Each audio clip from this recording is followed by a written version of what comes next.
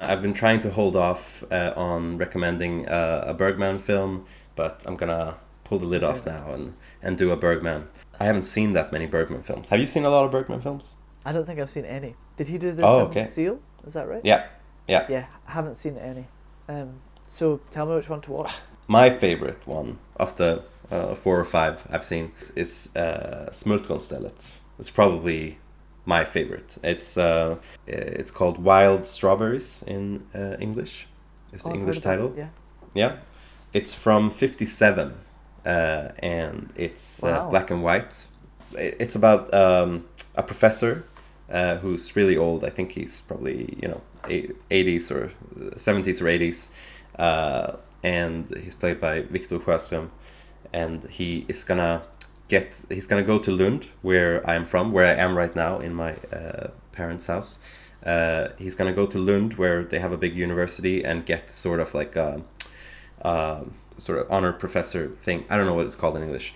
Jubeldoktor they call it in Swedish. Cool. Jubilary doctor maybe, or something like that, because of his work. And he's lived a very cold life filled with facts and not so much joy, but knowledge and facts and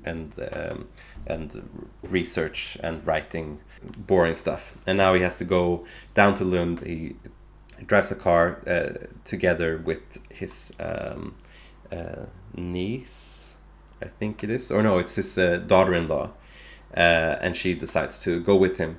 So they drive down to Lund together, and it's sort of a road trip movie of their drive from Stockholm to Lund. On the way, he sort of goes through, like, looking back at his life, and they go to these like old places from his childhood, and he gets to see them through this new eyes, and he remembers what he was like as a kid. And he, in the beginning of the movie, I think maybe even the first scene, he has a dream that's very like Salvador Dali surreal dream, which makes him think about death, and that he is aging, and that if his life has been what he wanted it to be. And it's like a horse, like a death on a carriage coming by. Cool. in this dream. It's just that dream is a beautiful, beautiful scene.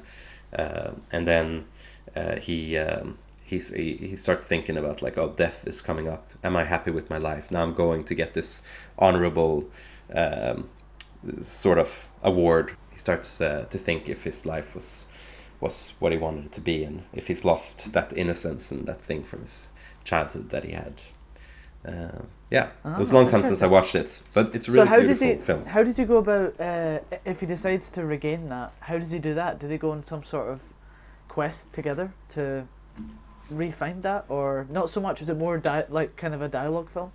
Yeah, it was a long time since I saw it, as it always is with these recommendations, so I can't be sure that I'm telling you the full truth and nothing but the truth, but I think it's more of like a slow-paced sort of like they're traveling, they're going to different places, and they go to visit his childhood home. I think she maybe pushes him on a bit, like, we should go and stop there and see what it was like, and that brings about a lot of memories in him, and starts to and she also calls him out on being sort of like a cold narcissistic kind of guy. And cool. It's about their relationship and his memories and his dreams and his thoughts about the future.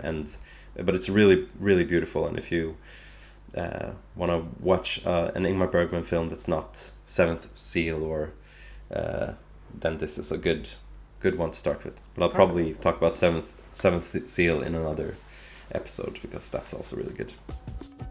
Hey, I'm Josh the Scot. And I'm Mårten the Swede, and this is an excerpt from our film review podcast called The Scot and the Swede, where every episode we review a new film and an old film, somewhat related, and then do another shorter recommend of a Scottish film and a Swedish film. So yeah, if you want to listen to the whole episodes, you can find us on Spotify and Apple Podcasts and any podcasts streamer of your choice.